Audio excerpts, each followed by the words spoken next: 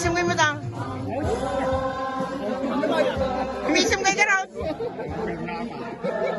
awan na nga naka-film ng buyahin yung to ni Gise. Awan film natin.